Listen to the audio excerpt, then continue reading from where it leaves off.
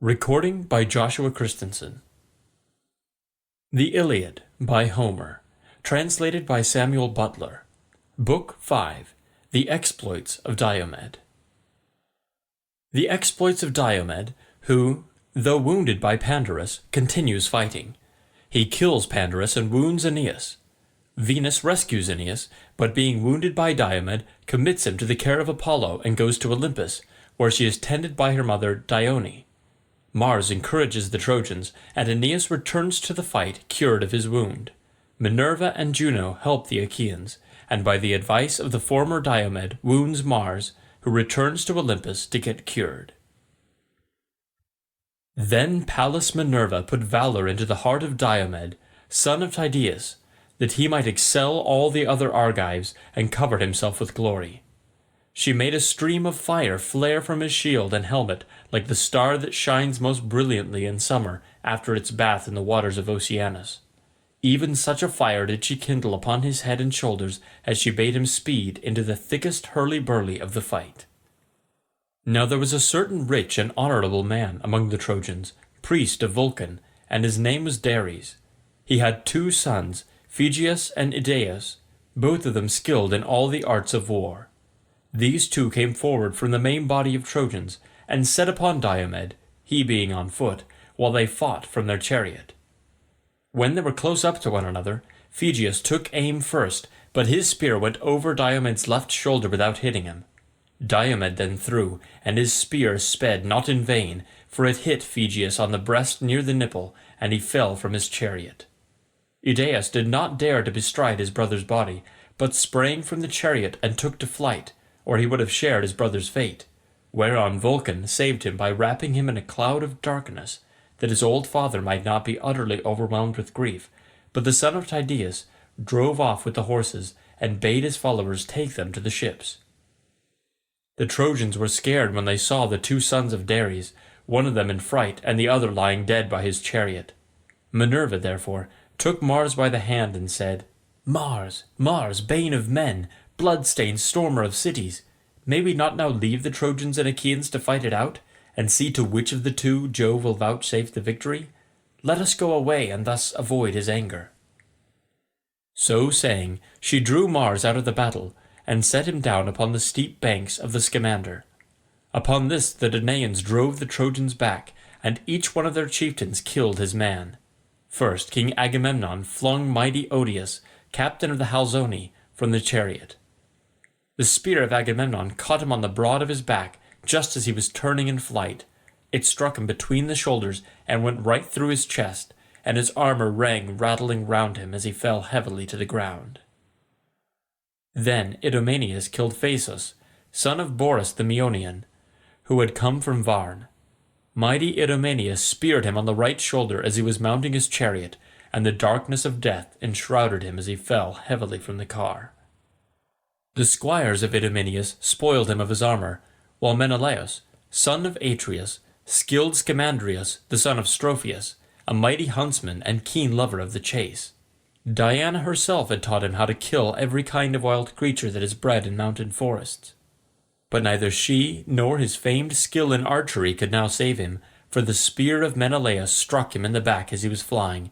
It struck him between the shoulders and went right through his chest, so that he fell headlong, and his armour rang rattling round him. Meriones then killed Phericlus, the son of Tecton, who was the son of Hermon, a man whose hand was skilled in all manner of cutting workmanship, for Pallas Minerva had dearly loved him. He it was that made the ships for Alexandrus, which were the beginning of all mischief, and brought evil alike both on the Trojans and on Alexandrus himself, for he heeded not the decrees of heaven. Meriones overtook him as he was flying, and struck him on the right buttock.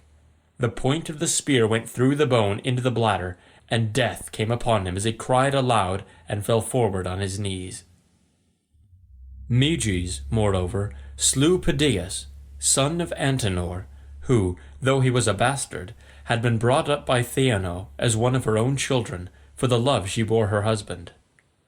The son of Phyleus got close up to him, and drove a spear into the nape of his neck. It went under his tongue all among his teeth, so he bit the cold bronze, and fell dead in the dust. And Eurypylus, son of Euaemon, killed Hispanor, the son of noble Dolopion, who had been made priest of the river Scamander, and was honoured among the people as though he were a god. Eurypylus gave him chase as he was flying before him, smote him with his sword upon the arm, and lopped his strong hand from off it. The bloody hand fell to the ground, and the shades of death, with fate that no man can withstand, came over his eyes. Thus furiously did the battle rage between them. As for the son of Tydeus, you could not say whether he was more among the Achaeans or the Trojans. He rushed across the plain like a winter torrent that has burst its barrier in full flood. No dikes, no walls of fruitful vineyards can embank it when it is swollen with rain from heaven, but in a moment it comes tearing onward, and lays many a field waste that many a strong man's hands has reclaimed. Even so were the dense phalanxes of the Trojans driven in rout by the son of Tydeus, and many though they were, they dared not abide his onslaught. Now when the son of Lycaon saw him scouring the plain and driving the Trojans pell-mell before him, he aimed an arrow and hit the front part of his cuirass near the shoulder. The arrow went right through the metal and pierced the flesh, so that the cuirass was covered with blood. On this the son of Lycaon shouted in triumph, "Knights, Trojans, come on! The bravest of the Achaeans is wounded, and he will not hold out much longer if King Apollo was indeed with me when I sped from Lycia hither." Thus did he vaunt, but his arrow had not killed Diomed, who withdrew and made for the chariot and horses of Sthenelus, the son of Capaneus. "Dear son of Capaneus," said he, "come down from your chariot, and draw the arrow out of my shoulder." Sthenelus sprang from his chariot, and drew the arrow from the wound, whereon the blood came spouting out through the hole that had been made in his shirt. Then Diomed prayed, saying, "Hear me, daughter of aegis-bearing Jove, unweariable. If ever you loved my father well and stood by him in the thick of a fight, do the like now by me. Grant me to come within a spear's throw of that man and kill him.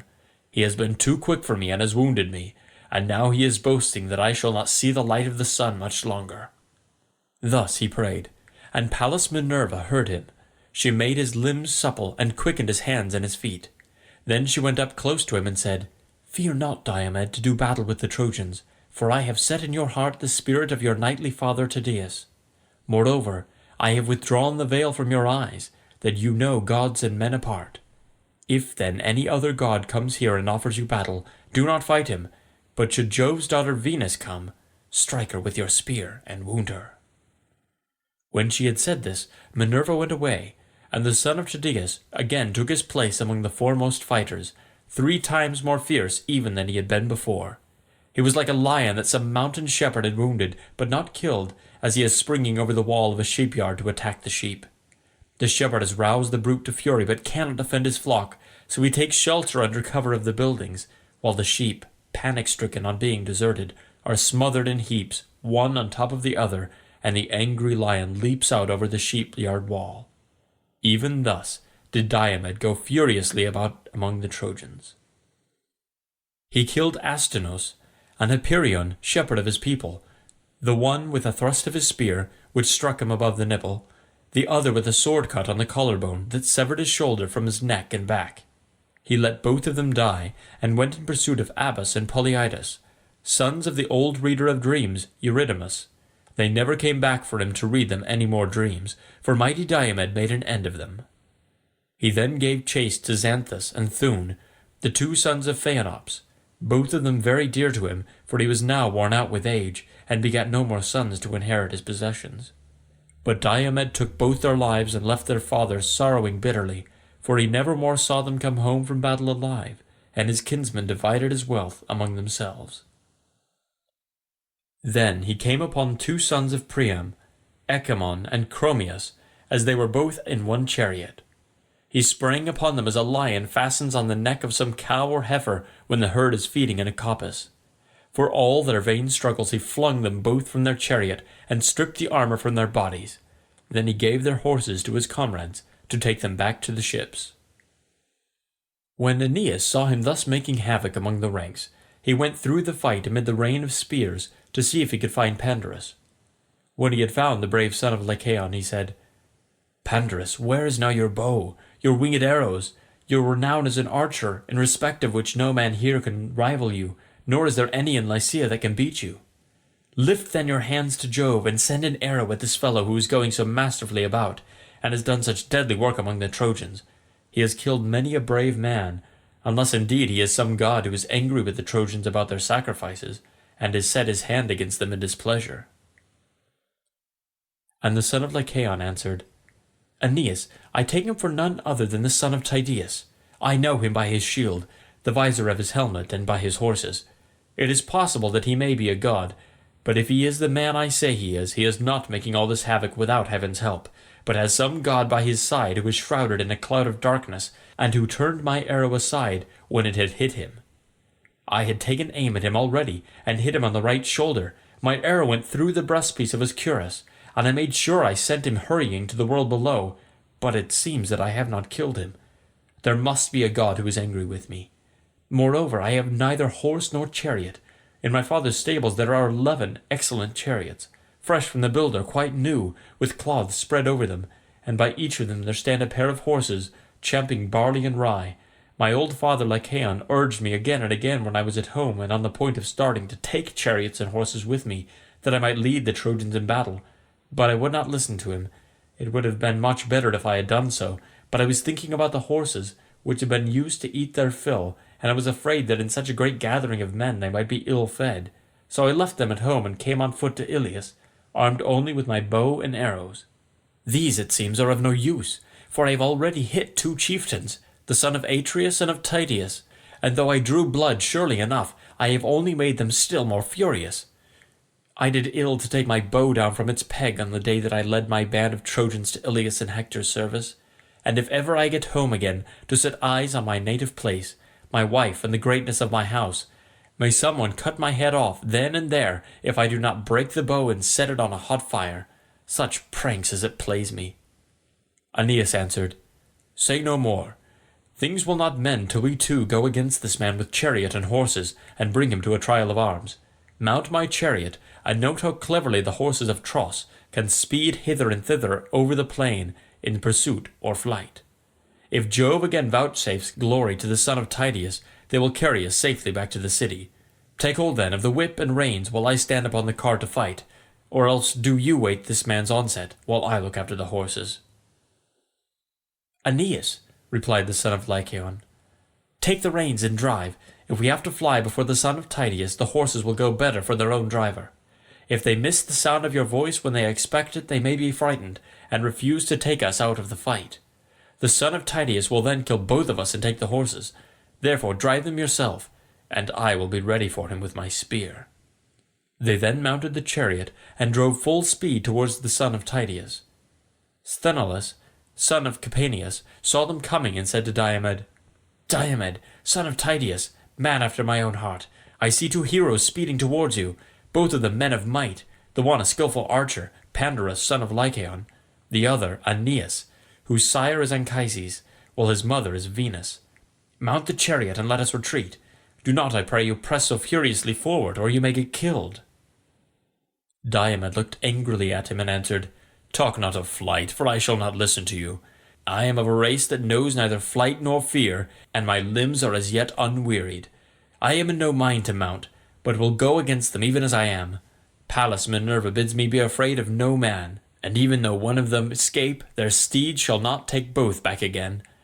I say further, and lay my saying to your heart, if Minerva sees fit to vouchsafe me the glory of killing both, stay your horses here, and make the reins fast to the rim of the chariot. Then be sure you spring Aeneas's horses, and drive them from the Trojan to the Achaean ranks. They are of the stock that great Jove gave to Tros in payment for his son Ganymede, and are the finest that live and move under the sun. King Anchises stole the blood by putting his mares to them without Laomedon's knowledge, and they bore him 6 foals. 4 are still in his stables, but he gave the other 2 to Aeneas. We shall win great glory if we can take them. Thus did they converse, but the other 2 had now driven close up to them, and the son of Lycaon spoke first. Great and mighty son, said he, of noble Tydeus, my arrow failed to lay you low, so I will now try with my spear. He poised his spear as he spoke, and hurled it from him. It struck the shield on the son of Tydeus, the bronze point pierced it and passed on till it reached the breastplate. Thereon the son of Lycaon shouted out and said, "You are hit clean through the belly. You will not stand up for long, and the glory of the fight is mine." But Diomed, all undismayed, made answer, "You have missed, not hit, and before you two see the end of this matter, one or other of you shall glut tough-shielded Mars with his blood." With this he hurled his spear, and Minerva guided it onto Pandarus's nose near the eye. It went crashing in among his white teeth, the bronze point cut through the root of his tongue, coming out under his chin, and his glistening armour rang rattling round him as he fell heavily to the ground. The horses started aside for fear, and he was reft of life and strength. Aeneas sprang from his chariot armed with shield and spear, fearing lest the Achaeans should carry off the body. He bestrode it as a lion in the pride of strength, with shield and spear before him, and a cry of battle on his lips, resolute to kill the first that should dare face him. But the son of Tydeus caught up a mighty stone, so huge and great that as men now are it would take two to lift it. Nevertheless he bore it aloft with ease unaided, and with this he struck Aeneas on the groin where the hip turns in the joint that is called the cup bone. The stone crushed this joint and broke both the sinews, while its jagged edges tore away all the flesh.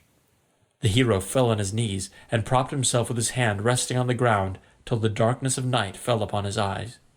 And now Aeneas, king of men, would have perished then and there, had not his mother, Jove's daughter Venus, who had conceived him by Anchises when he was herding cattle, been quick to mark, and thrown her two white arms about the body of her dear son. She protected him by covering him with a fold of her own fair garment, lest some Danaan should drive a spear into his breast and kill him. Thus, then, did she bear her dear son out of the fight. But the son of Capaneus was not unmindful of the orders that Diomed had given him.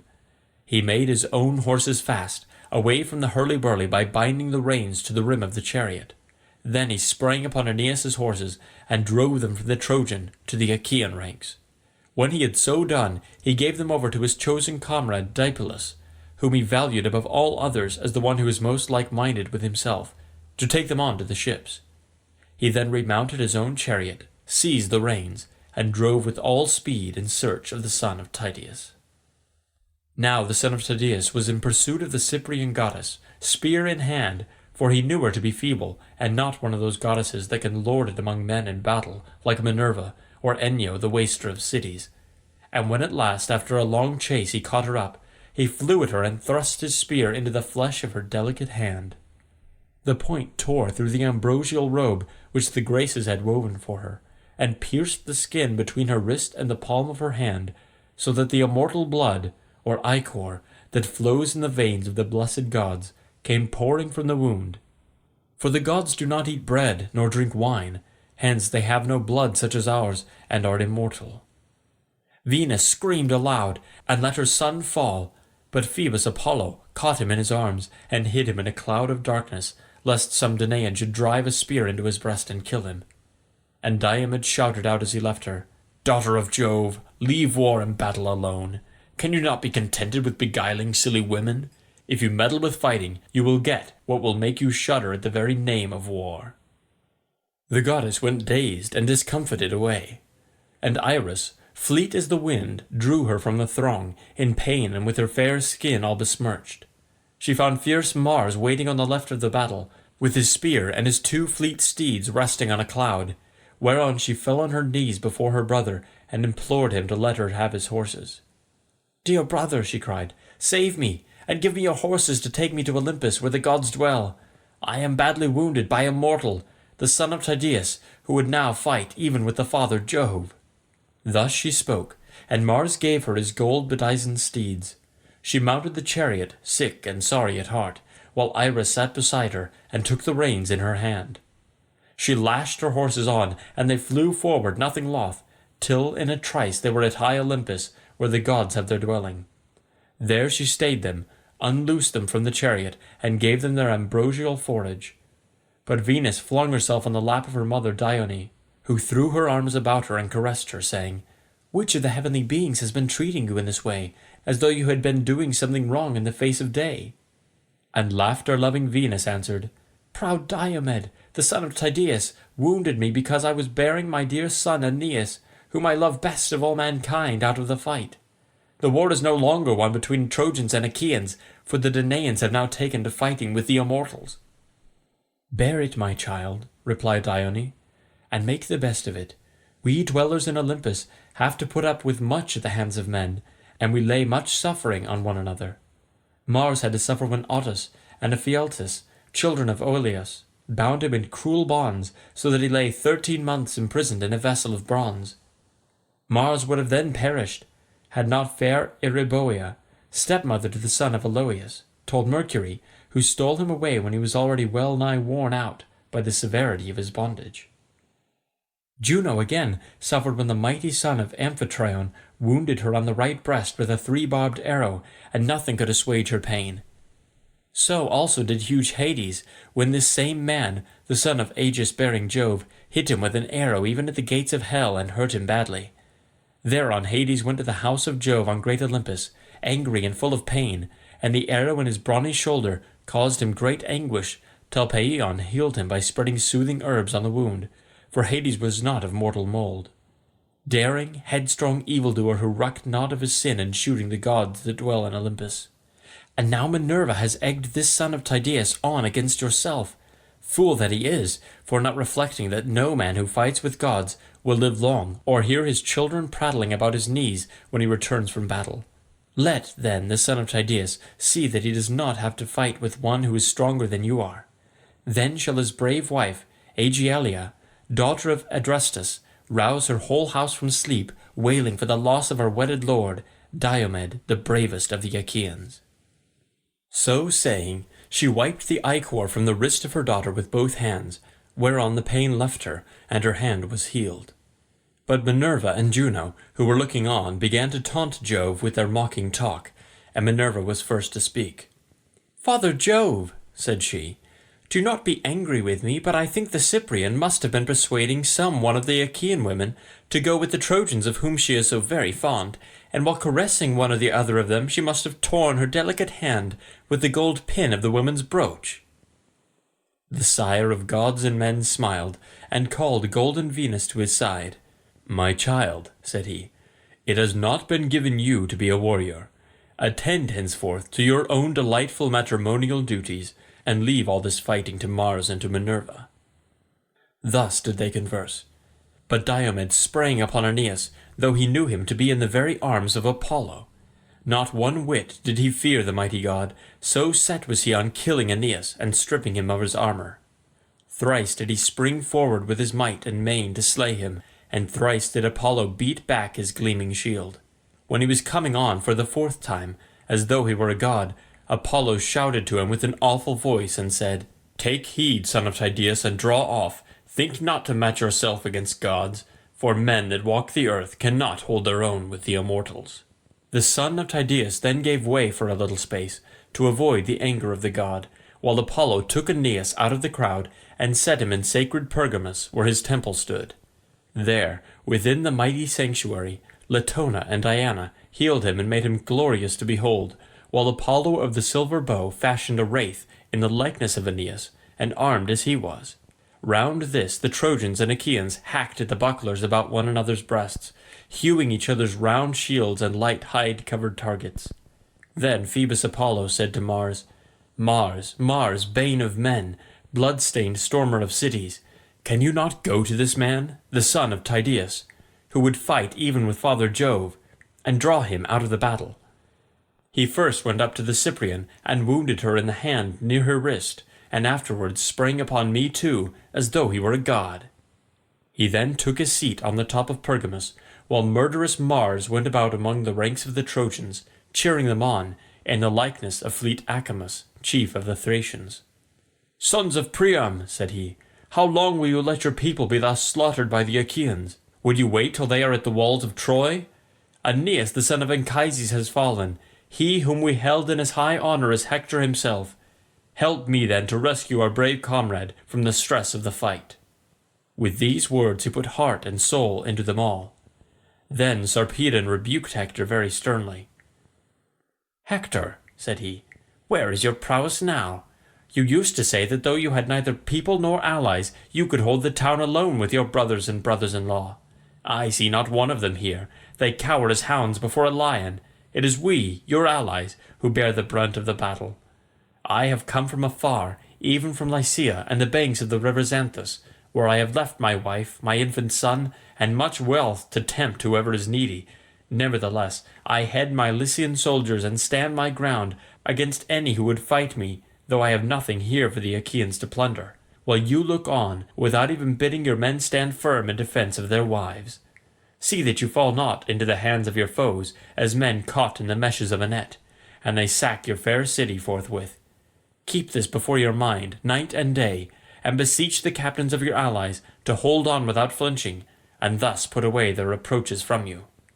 So spoke Sarpedon, and Hector smarted under his words. He sprang from his chariot, clad in his suit of armour, and went about among the host, brandishing his 2 spears, exhorting the men to fight, and raising the terrible cry of battle.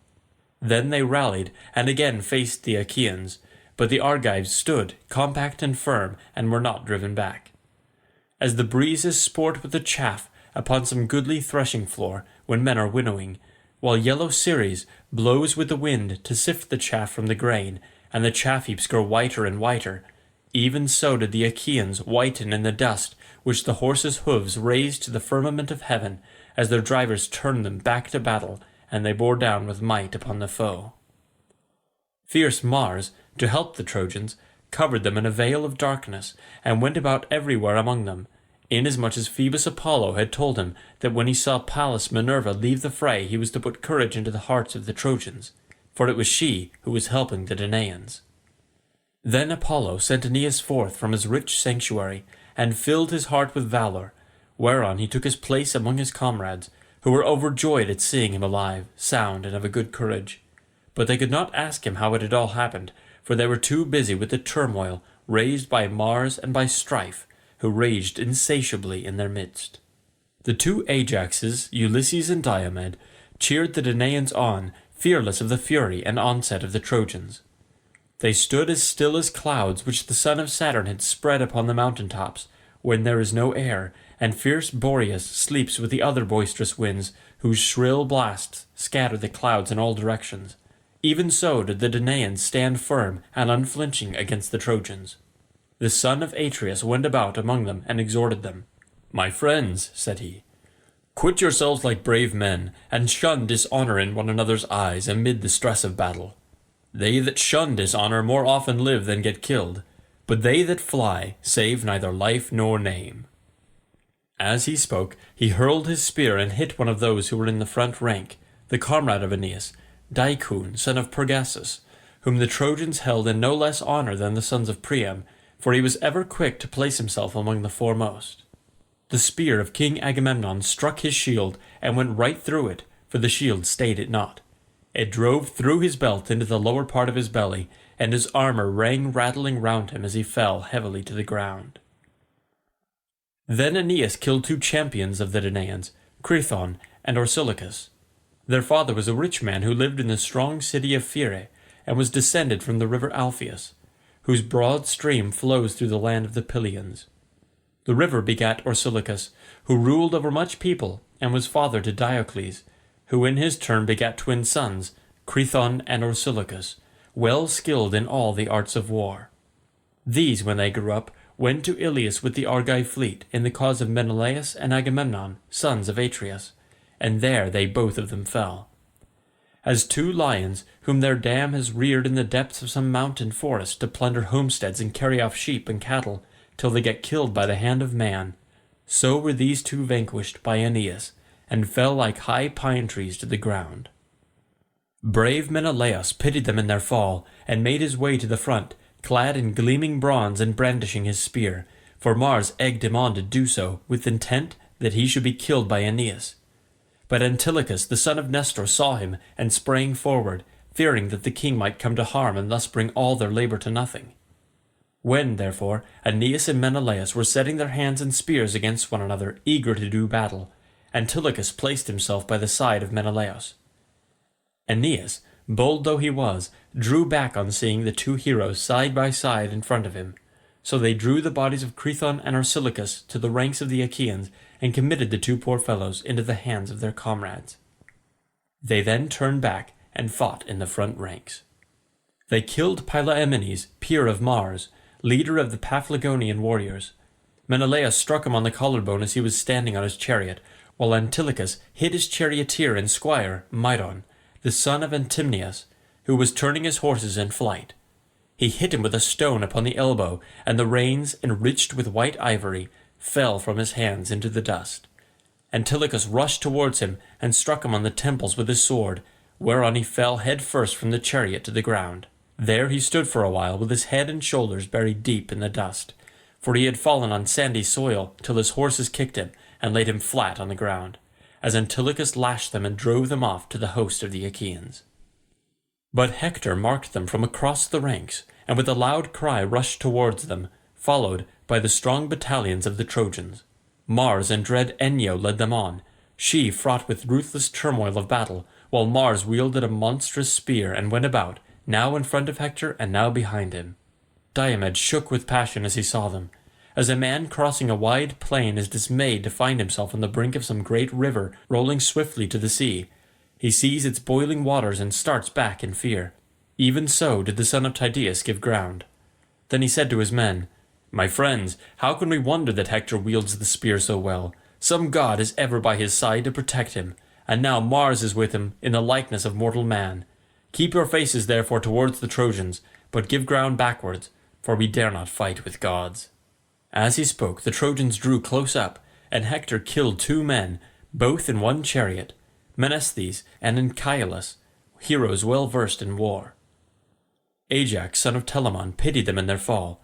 He came close up and hurled his spear, hitting Amphius the son of Selagus, a man of great wealth who lived in Paesus and owned much corn-growing land, but his lot had led him to come to the aid of Priam and his sons.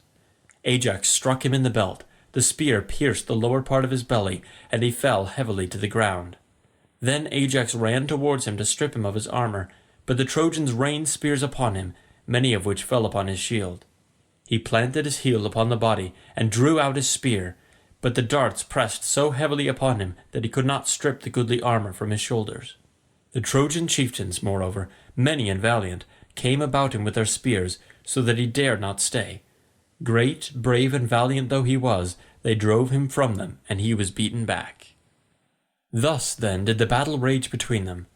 Presently the strong hand of fate impelled Tlepolemus, the son of Hercules, a man both brave and of great stature, to fight Sarpedon. So the two, son and grandson of great Jove, drew near to one another, and Tlepolemus spoke first.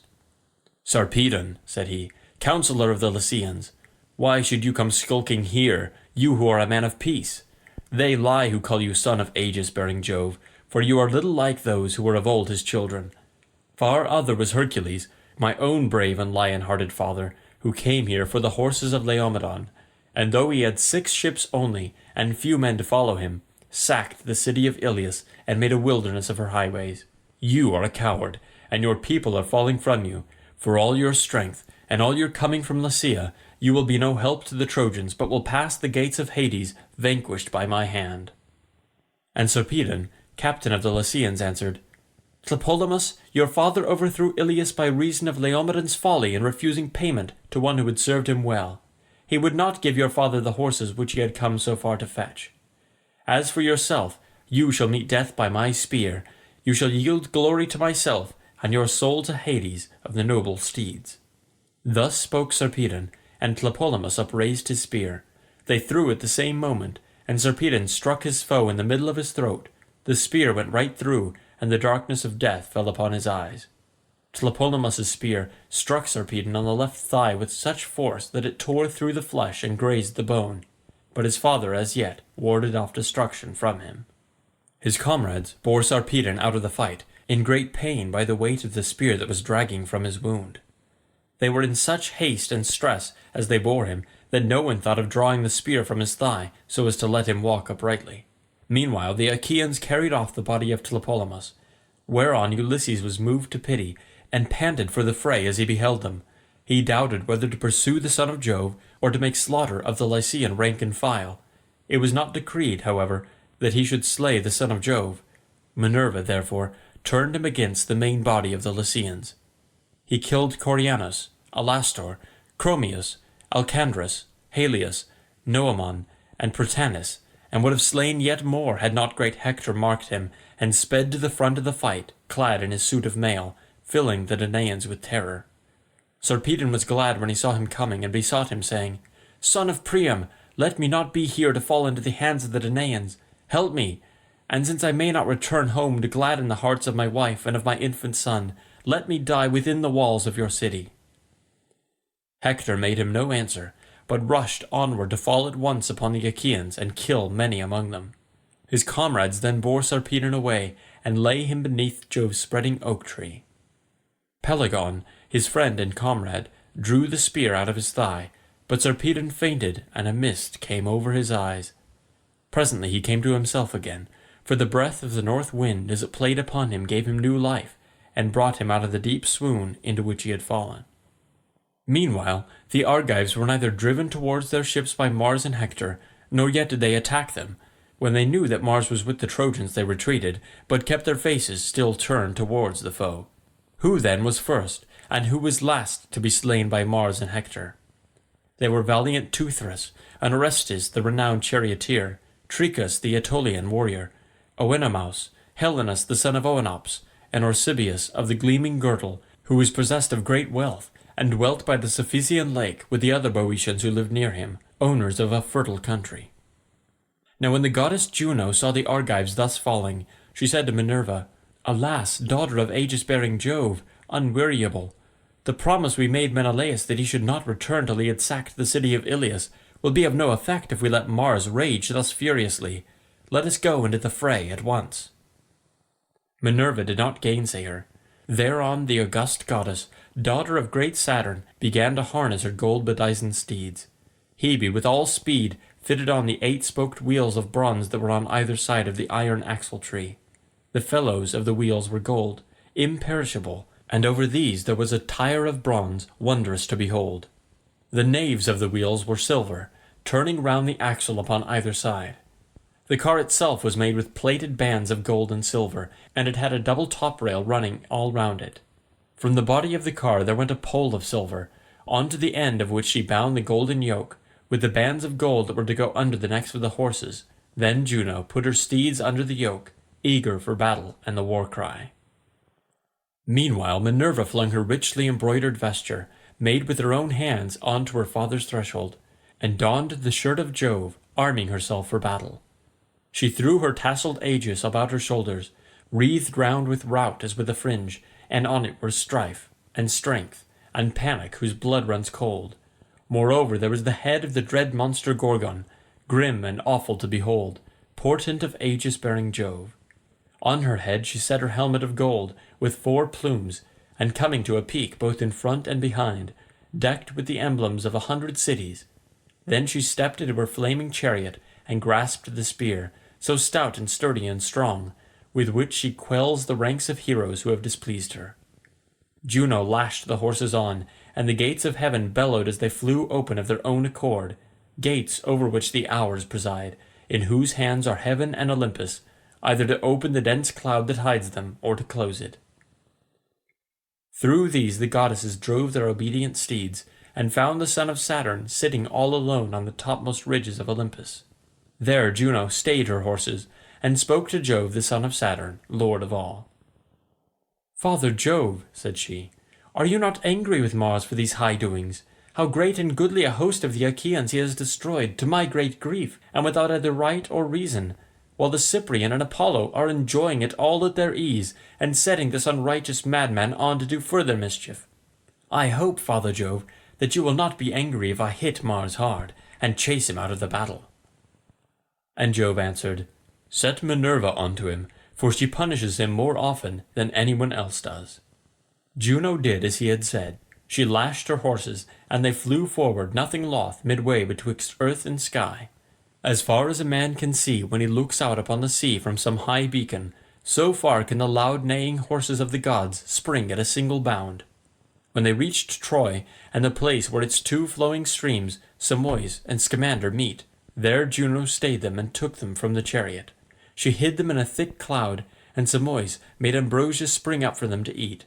The 2 goddesses then went on, flying like turtle-doves in their eagerness to help the Argives.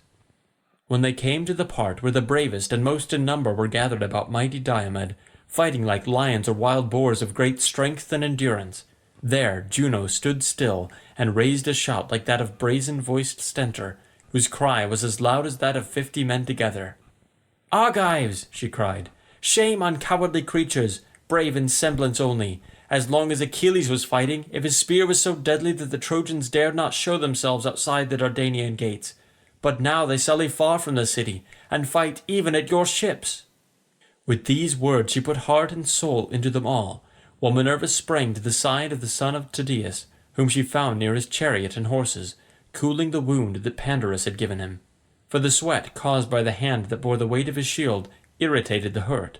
His arm was weary with pain, and he was lifting up the strap to wipe away the blood. The goddess laid her hand on the yoke of his horses and said, "The son of Tydeus is not such another as his father.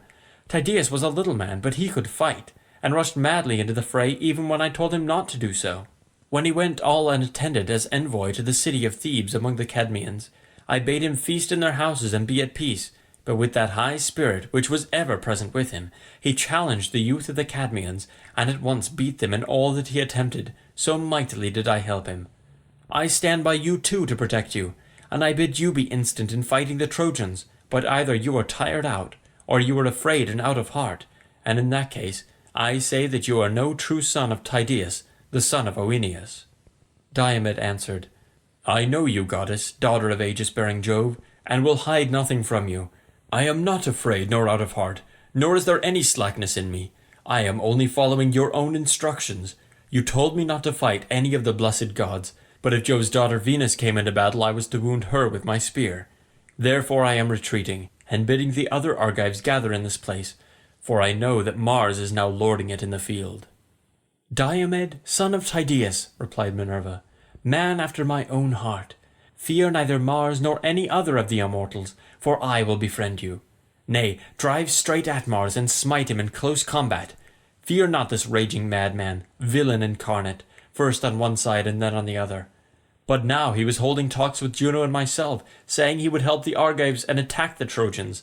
Nevertheless, he is with the Trojans, and has forgotten the Argives." With this she caught hold of Sthenelus, and lifted him off the chariot onto the ground.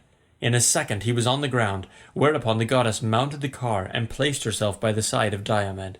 The oaken axle groaned aloud under the burden of the awful goddess and the hero. Pallas Minerva took the whip and reins, and drove straight at Mars. He was in the act of stripping huge Periphas, son of Ochesius and bravest of the Aetolians. Bloody Mars was stripping him of his armour, and Minerva donned the helmet of Hades, that he might not see her. When, therefore, he saw Diomed, he made straight for him and let Periphas lie where he had fallen. As soon as they were at close quarters, he let fly with his bronze spear over the reins and yoke, thinking to take Diomed's life, but Minerva caught the spear in her hand and made it fly harmlessly over the chariot. Diomed then threw, and Pallas Minerva drove the spear into the pit of Mars's stomach, where his undergirdle went round him. There Diomed wounded him, tearing his fair flesh, and then drawing his spear out again. Mars roared as loudly as 9,000 or 10,000 men in the thick of a fight, and the Achaeans and Trojans were struck with panic, so terrible was the cry he raised. As a dark cloud in the sky when it comes on to blow after heat, even so did Diomed, son of Tydeus, see Mars ascend into the broad heavens. With all speed he reached high Olympus, home of the gods, and in great pain sat down beside Jove, the son of Saturn. He showed Jove the immortal blood that was flowing from his wound, and spoke piteously, saying, "Father Jove, are you not angered by such doings? We gods are continually suffering in the most cruel manner at one another's hands while helping mortals, and we all owe you a grudge for having begotten that mad termagant of a daughter, who is always committing outrage of some kind. We other gods must all do as you bid us, but her you neither scold nor punish. You encourage her because the pestilent creature is your daughter. See how she has been inciting proud Diomed to vent his rage on the immortal gods. First he went up to the Cyprian, and wounded her in the hand near her wrist, and then he sprang upon me too, as though he were a god. Had I not run for it, I must either have lain there for long enough in torments among the ghastly corpses, or else have been eaten alive with spears till I had no more strength left in me." Jove looked angrily at him and said, Do not come whining here, surfacing both ways. I hate you worst of all the gods in Olympus, for you are ever fighting and making mischief. You have the intolerable and stubborn spirit of your mother Juno.